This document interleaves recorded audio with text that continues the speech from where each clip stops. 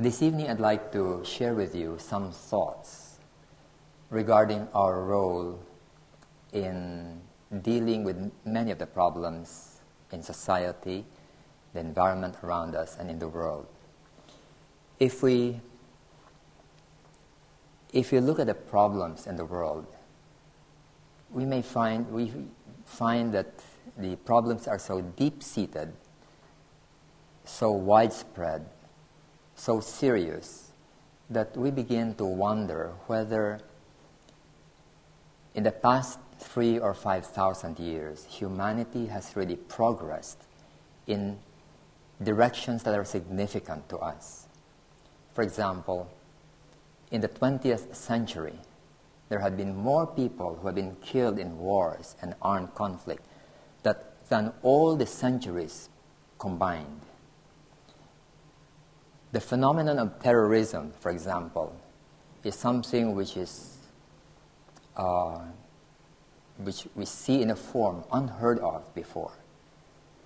Before we used to hear about political terrorism, where they would target military targets or government targets, but never civilians. But in the 20th century, we find indiscriminate killing of men, women, and children of whatever race or religion in public squares and subways, with gases, with bombs and other forms of weapons. If we look into the environment, we are facing such a problem that has never been faced before by humanity in terms of degradation, in terms of global warming. When we look at religious divisiveness, ethnic problems, and many other areas, we face the possibility of catastrophic proportions that has never been considered before in previous centuries. And one begins to wonder whether we are nearer any solution to this or not. Whether our civilization and advancement offers to us any kind of doorway towards the eventual resolution of all these global problems. So this evening I'd like to share with you some slides that would invite us to explore about what perhaps our role may be in this global situation. In looking at this, we asked ourselves, since we cannot be passive, what can you and I do? And what is the role of the Theosophical Society in this? In the Theosophical literature, there is, among the Mahatma letters, there is one letter which I think is the most significant, the most important, and it is called the Letter of the Mahachohan. The Mahachohan is the teacher of the two Mahatmas who inspired the founding of the Theosophical Society. And he dictated a letter addressed to Sinet, and it contains a capsule of the vision of the work of the Theosophical Society. That this letter has often been called a charter of the Theosophical Society, and it's worth studying, reading, and rereading. In that letter, it has, among its many significant statements, it has this statement. It says, "To be true, religion and philosophy must offer the solution of every problem." This sentence has often been in my mind ever since I've read this letter, that it must offer the solution of every problem. That the world is in such a bad condition morally is a conclusive evidence that none of its religions and philosophies, those of the civilized races less than any other, have ever possessed the truth. To these, there must be somewhere a consistent solution. And if our doctrines will show their competence to offer it, if our doctrines will offer their competence to offer it, then the world will be the first one to confess that must be the true philosophy, the true religion, the true light which gives truth and nothing but the truth. In view of the origin of this letter, I take each of these words quite seriously and look into what it implies in terms of our participation as members of the Theosophical Society, as individuals. So, this evening I'd like to look into the matter that if we were going to get involved, are there principles that perhaps may help us in our actions, in our programs, towards somehow helping in the solution to these widespread problems. In looking at this, there are 5 facets which I'd like to explore with you in the offering of solutions to these, whether it is in our own small areas of work or in a larger global area of work of the Theosophical Society. Let me go through them briefly first. The first one is the need to search for root causes whenever we are dealing or searching for the solution to problems. The second is the importance of considering scale in the solution of problems. The third is the importance of the power of ideas in looking for solutions. The fourth is the significance of the spheres, what is called the spheres of influence. And the fifth is the critical role of adherence to root principles. Let me go through each one of these principles. The search for root causes. Most solutions that we see in the world today, whether it is done by NGOs or by the government, they are dealing with obvious manifestations of a problem. Thus, they are symptomatic. For example, hunger is symptomatic. Violence is also symptomatic. But society has to devote a lot of funds for this in order to stop such outbursts, such symptomatic outbursts. And how do we do so? We must send the police to stop violence. We must feed the hungry people. For political and public opinion reasons, and for reasons of urgency, they demand immediate attention. And the public is also allayed when the symptoms disappear. However, when the root causes remain, the same problems such as hunger and violence persist and they reappear. Thus, there is a need to look for more permanent solutions to these problems. This means that we must go beyond the symptoms, and this means solving the root causes even if the solutions will not be appreciated immediately by the public. Let me just give an example of the relevance of this principle when it comes to peace work. When there are eruptions of violence, one of the immediate things that governments do is to send soldiers or policemen. And of course, that doesn't really solve the problem, because if hostilities are still existing, then this violence will reappear. Or we send negotiators to end the hostilities so that at least there will be a lull in these hostilities. But what happens is that whether in a small scale or global scale, there would be a so-called Cold War or non-violent hostilities, yet the parties are still antagonistic towards each other. Given the opportunities and the power, they will do something again to become dominant in this confrontation. If we go deeper, we may encourage cultural exchanges, people exchanges that will bring about better understanding and goodwill, that would try to end hostilities and ill will among groups of people. But that's still not sufficient. We have to go into a deeper transformation, such as when there are changes in the social structure, the presence of democracy rather than totalitarianism, freedom tolerance, acceptance of other cultures, or policies of peacefulness and so on, then this state of peacefulness would go much longer.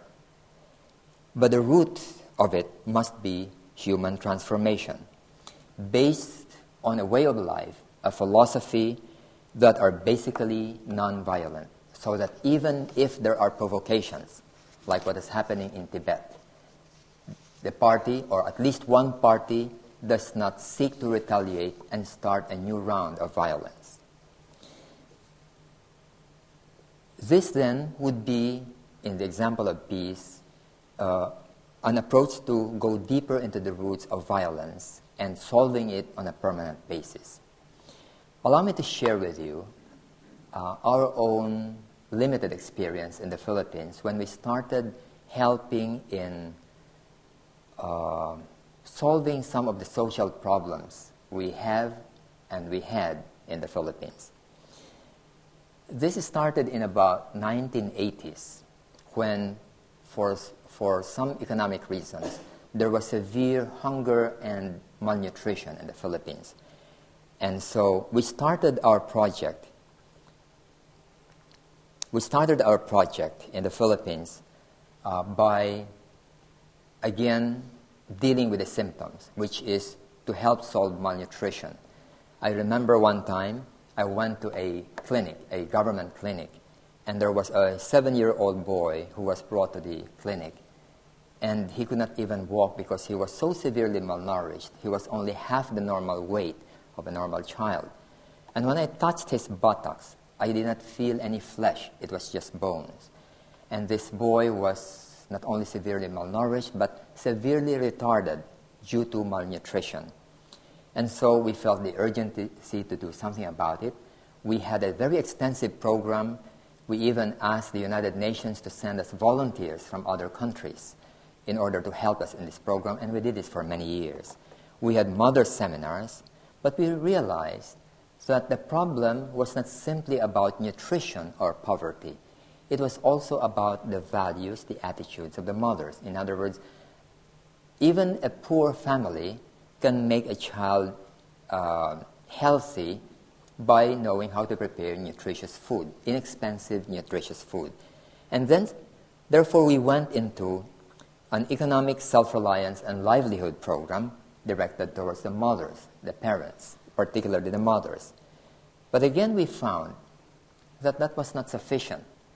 When the mothers had enough money, we discovered that they were having new problems. Before, they did not have money, and their problem was poverty, malnutrition, and other things. But when they had more money because of the microcredit program that we were introducing, they had now something to quarrel about, and that was money. And we realized that just by providing them the economic means to survive is not also the ultimate solution. We must go deeper. So we went into the family development program, including giving scholarship to their children, establishing schools, and helping public education sector in order to provide better educational opportunity for children. But in the very end, we find that we must go into the individual. So long as the individual has misperceptions about things in life, ways of life, values, attitudes, then these things would reappear, and economic power can even cause more problems that are sometimes more evil than before. And hence, we decided that we must work on individual transformation on a root basis. Now,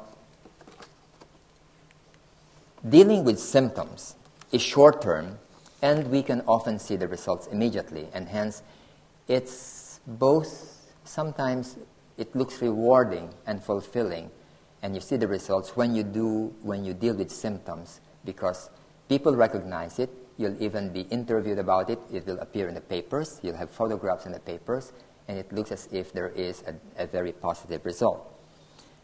However, if we deal with root causes, we may find that it takes much longer and people don't see the results because you go deeper into the roots.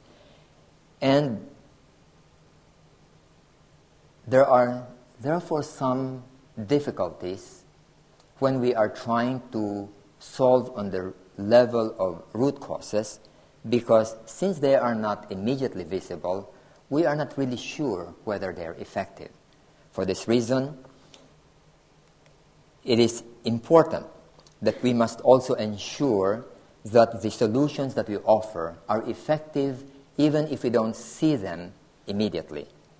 Sometimes such solutions may take 1 or 2 generations before they really take effect.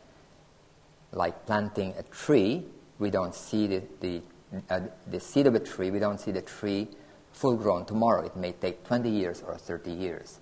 And how do we know that we are planting the right tree? We must look at the seed and see whether the right seed is being planted.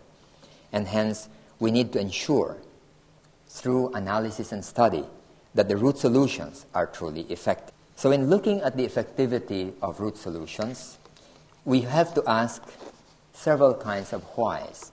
There are surface whys and there are root whys. For example, if you look at violence in society, we may ask, why is there violence in society? Maybe it's because of the media. Maybe it's because of the educational system, the competitive system. Or maybe there are 10 or 20 other different reasons. But when we look into those intermediate causes, we must further ask why. If media fosters violence, then why do they do so? Is it because producers get more advertising with violent films? And if so, why is it that it's more profitable? Then we go deeper and deeper into the root cause until we go into the beginning of the evolution of that thing which leads to social violence. Sociologists have said that in order to look into root causes, we must ask at least 5 layers of whys before we go reasonably deeply into root causes. And hence, when we look into our offered solutions, let us ask multiple levels of whys. In implementing root solutions, we must also consider a second factor, and this is the importance of scale.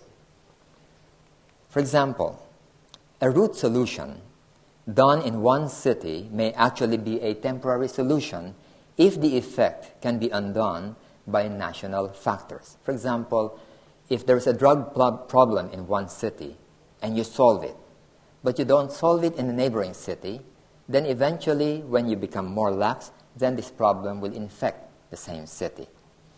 If you have tuberculosis in one town and then you only solve it in that town, but you don't solve it elsewhere, then your effort for 10 years or 20 years will be negated because the people in your town will still be infected by people outside of the town. The same thing with bird flu, SARS, and so on. And hence, this is true also on a larger scale. A solution done in one country may be negated by external factors or global factors. For example, if we try to reduce carbon emission or carbon dioxide emission in Australia, but other countries don't, we will still share the same atmosphere, the same environmental problem, and hence the solution to this carbon emission problem must be global and cannot be localized. An enduring solution, therefore, must take into account the scale of the solution such that external factors will no longer be able to undo the results achieved. And for this reason, it is important that there must be synergy of simultaneous efforts worldwide which will make it more effective than isolated efforts that may be defeated by external factors. Let me mention a few examples. There are many examples, but a few comes to my mind.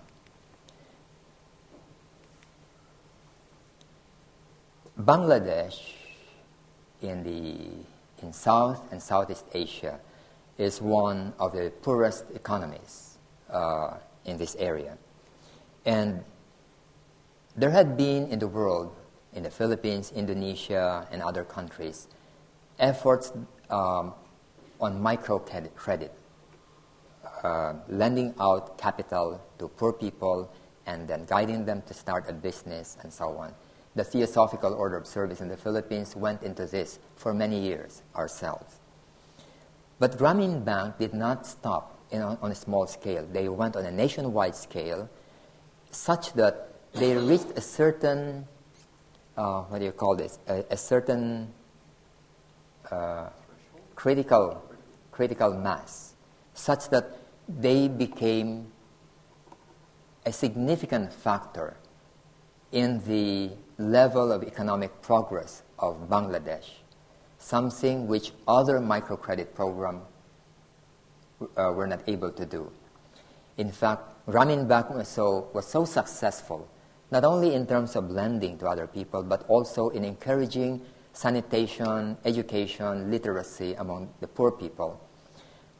Today, it owns the biggest cell phone company in Bangladesh, and this is for the purpose of giving opportunities for farmers and rural people to know the prices of their commodities and products so that they would have the optimum prices when they sell these products. And thus, the effect of Grameen Bank in Bangladesh on a national scale was such that Professor Yunus and the Grameen Bank were awarded the Nobel Peace Prize, if I'm not mistaken, last year for the significant contribution to Bangladesh as an entire country. Let me give another example, that of the Rotary Club and polio. In 1986, as you know, polio is infectious, and when you have it in one country, it can affect other countries. So in 1986, the WHO decided that polio must be eradicated worldwide. And the Rotary Club decided to take on this as a global project, so that practically every Rotary Club in the world would take this as a project. And hence, by the year 2002, I think, polio has been practically eradicated in the world except for 2 countries where it remains endemic. And so the effort is still being done so that polio gets eradicated in these 2 countries, and then polio will cease as a global disease in all parts of the world. So this is an example of the power of scale. If WHO or Rotary Club did it just on one country and one country basis, then this polio problem will continue and continue for generations and generations still. Global warming. It has been recognized that this cannot be done by any single country, neither the biggest economies in the world nor the isolated efforts of individual concerned countries, but must be global. And hence, an example of Kyoto Protocol, wherein which countries agreed to reduce the carbon emission in their respective countries, despite the fact that some significant or important countries like the US did not want to sign it. But there was now this global concern about controlling of carbon emission, such that in many countries today, they are achieving the goals of Kyoto Protocol. And there have been mechanisms which enable the more developed and industrialized countries to have a balance between carbon emission control programs in developing countries, even if they themselves would start certain new industries that would produce new carbon dioxide emissions. Another example is WHO and the SARS outbreak. If this was not done on a global scale, it would have still been with us today. Now, for us, in the Theosophical Society, TOS, Indo-Pacific Federation, what is it that we can do together on a scale in which there would be sufficient, significant root impact on 1 or 2 or 3 major global problems that we can all agree on, we hold each other's hands and do something together? This is something that we must look into. And even if we just start with 2 countries, 3 countries, until more and more theosophical countries would join hands together to do something about it, it will be a significant start. We may not see the total globalization of such effort until, 5 or 10 years from now, but somehow, if we want to be a significant factor in the solution to these global problems, we must start, no matter how small we start, or scale that we start in. The third area is the power of ideas. When we take actions in order to help solve problems, we can do some physical programs, physical actions, or specific projects. But we will notice that these specific physical projects will tend to have a limited impact or a localized impact. Influencing the minds of people tends to have a deeper impact that lead to self-perpetuating actions. And this means influencing the values and the culture of society. Let me use a diagram to illustrate this.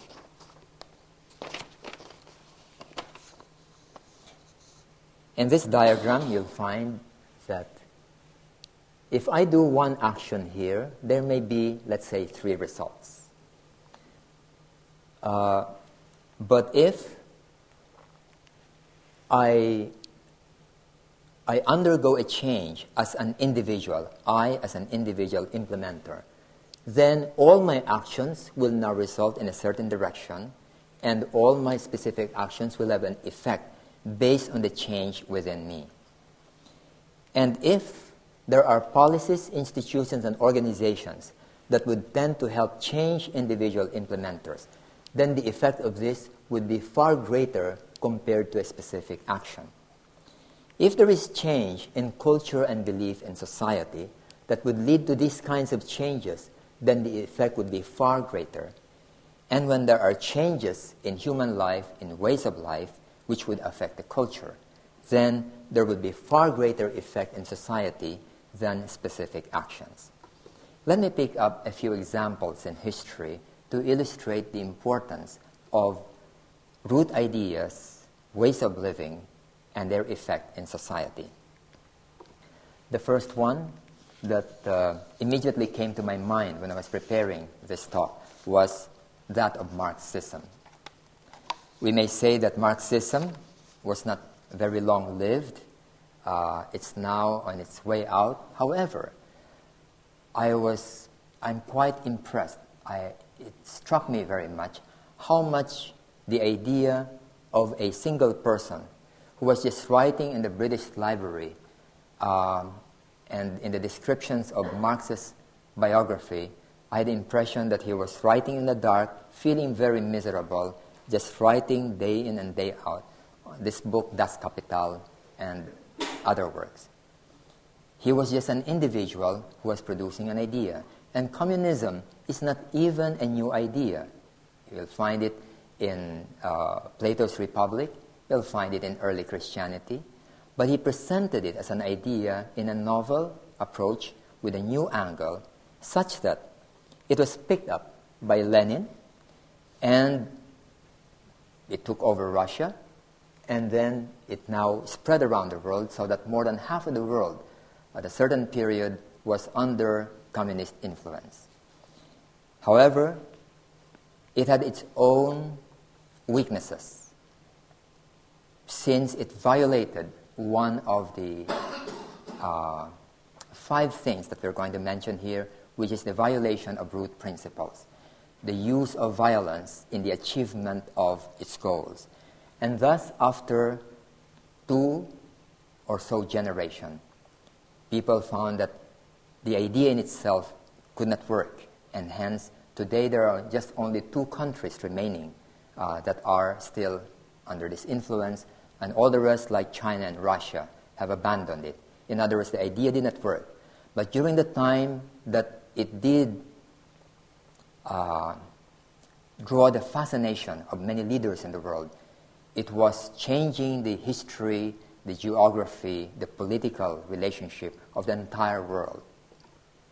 And that was simply because one person planted an idea sometime at the turn of the century. Another example, nonviolent social change. And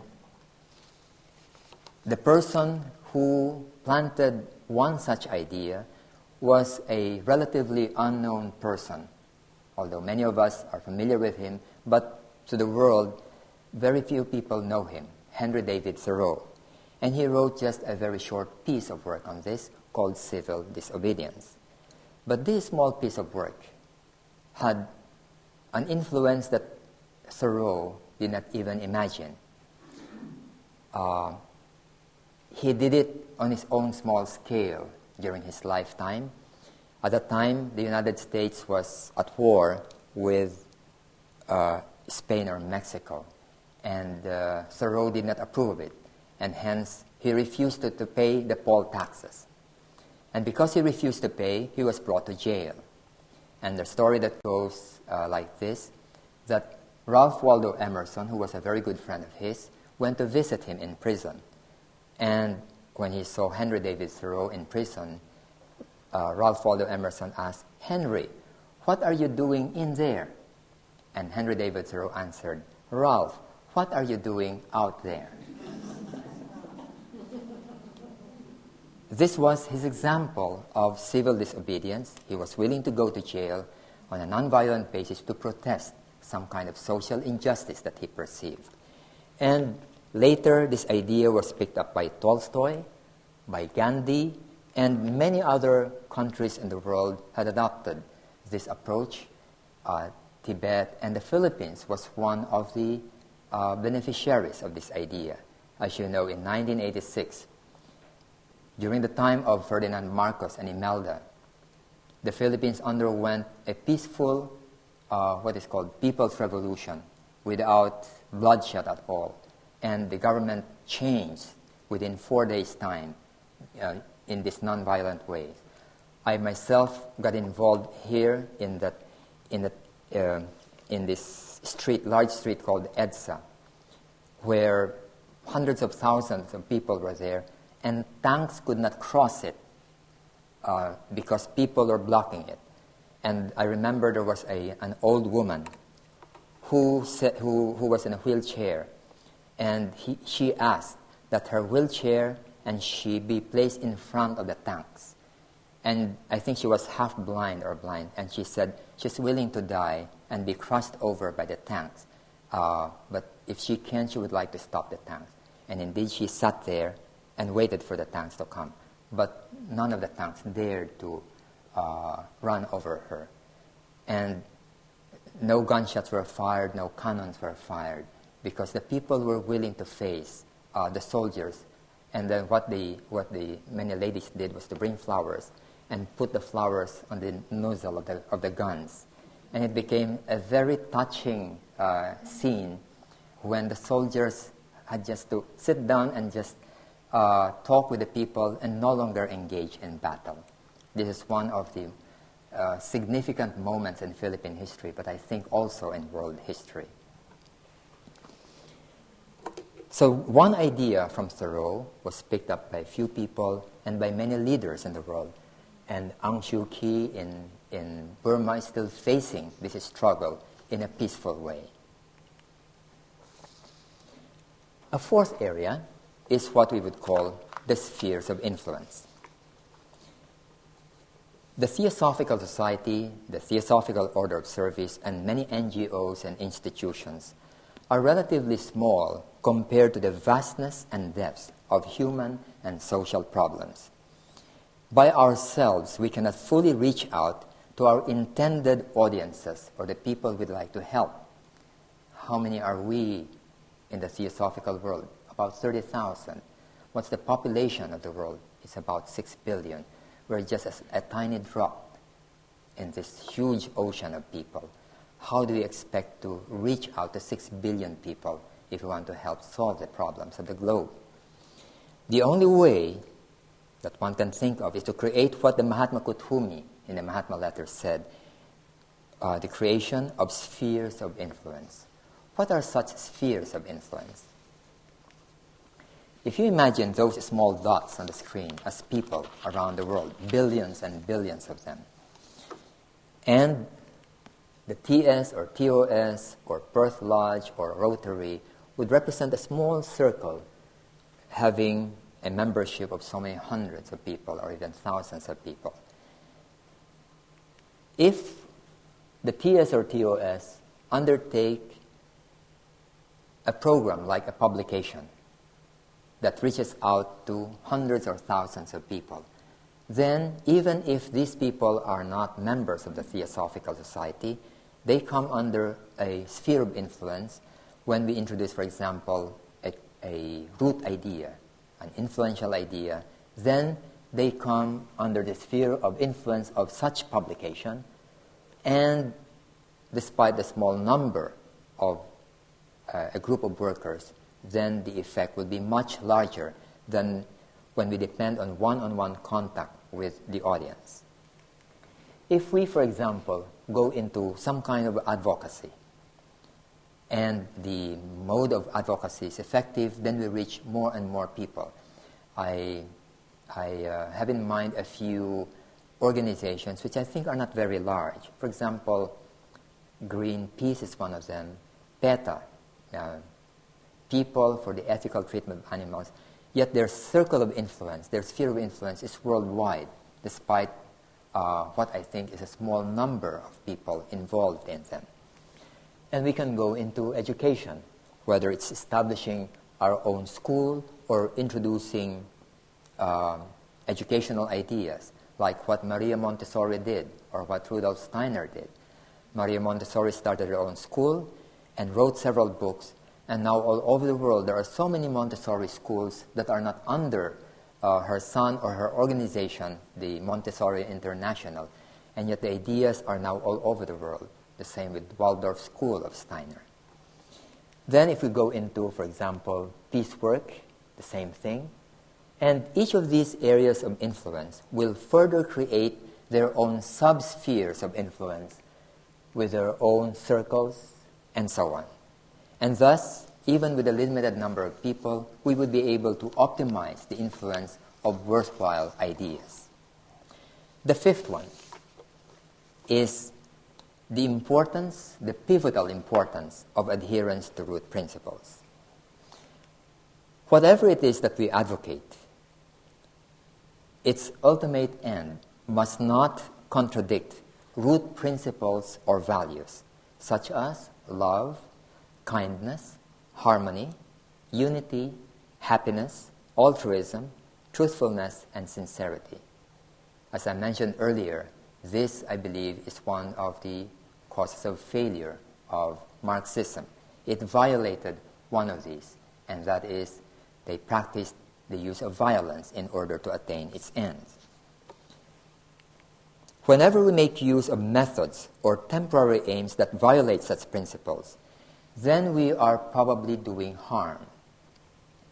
And when our advocacy violates such principles, we also reach an impassable ceiling beyond which we cannot go, we cannot be effective. Let me give some examples about how some noble efforts, well-meaning efforts, can sometimes produce such collateral harm. Now, let's talk about economic progress, which is the general goal of countries or economies. We normally measure national progress through gross national product, or GNP. And what does this mean? It means that there must be more people who should consume things, wider consumerism. It means that companies must have higher sales targets. There must be tourism promotion, greater use of natural resources, even if there are other things. For example, there are undue wastages of materials like throwaway styrofoam boxes, plastic spoons, fork, bags, and so on.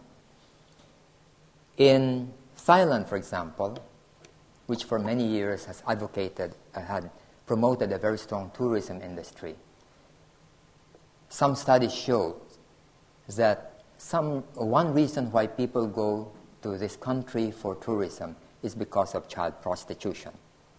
They even go by plane loads for this. The government was aware of this, but could not stop it because it will affect tourism industry.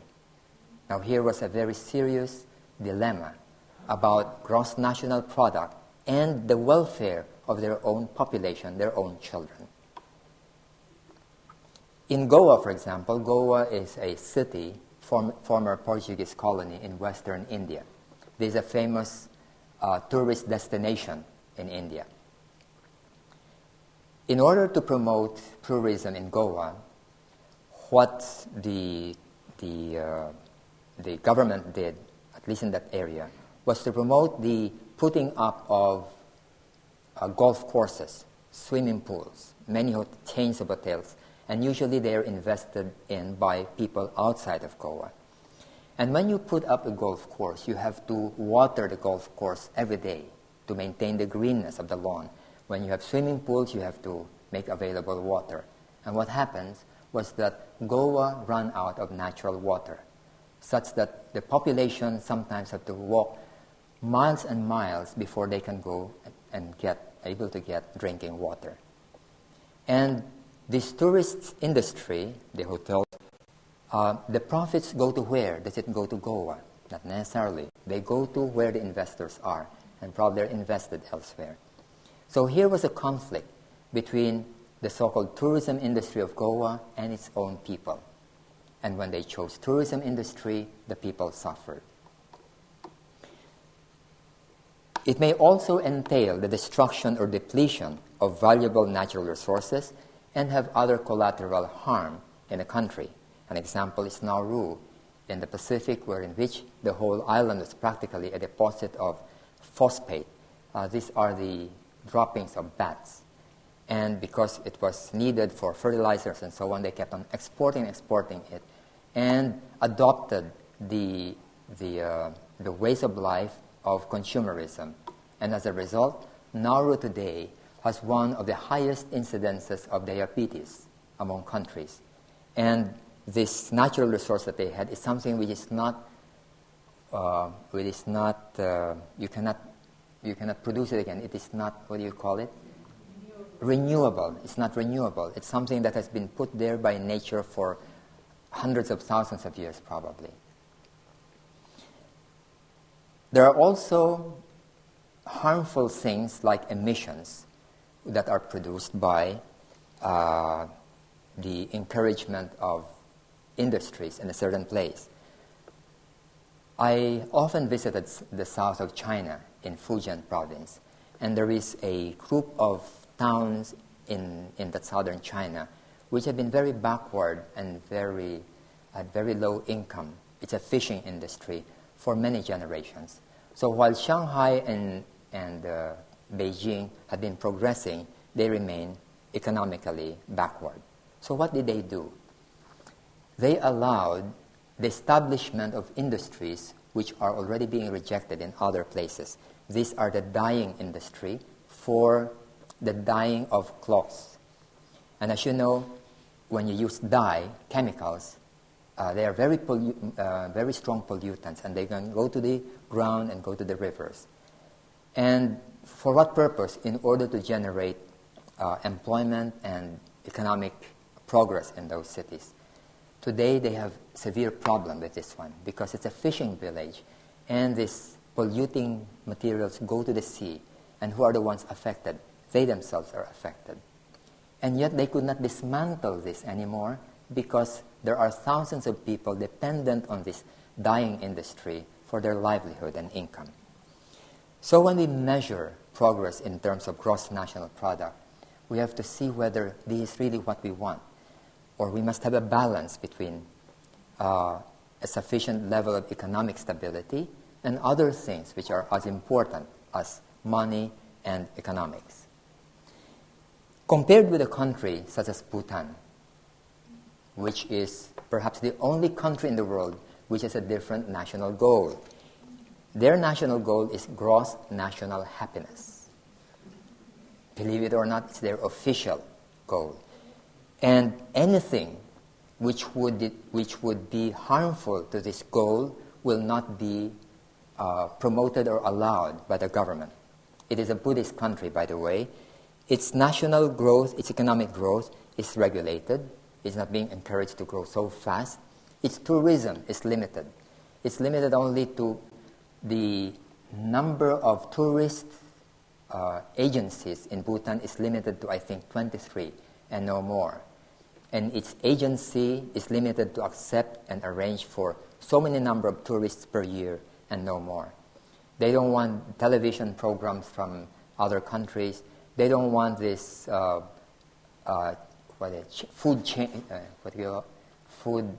fast food chains in their countries and so on. And we begin to wonder whether they're actually wiser than the rest of us in trying to pursue something which is in the long term beneficial to its population as compared to trying to catch up with the economic progress of the rest of the world. There are many other examples. I'll just briefly go through some of them. Microcredit. The Theosophical Order of Service started a microcredit program in the Philippines for many years. And many of the beneficiaries would be asked what businesses they can go into that they're familiar with. And we get a lot of requests to sell cigarettes and alcohol. And we say no, that they must look for other forms of livelihood other than this. And we tell them why. It's because by trying to help themselves, they're also harming other people. But they say that's the easiest thing to sell because a lot of people buy these things. But still we say no. We realize that if we want to help, we better help without producing new harmful things in society. In education, for example, when we establish schools in the Philippines, we realize that many schools adopt programs and aims, goals that have harmful effects on children. For example, the use of competition and fear in nurturing children, in bringing up children. And as a result, when they grow up, they become competitive.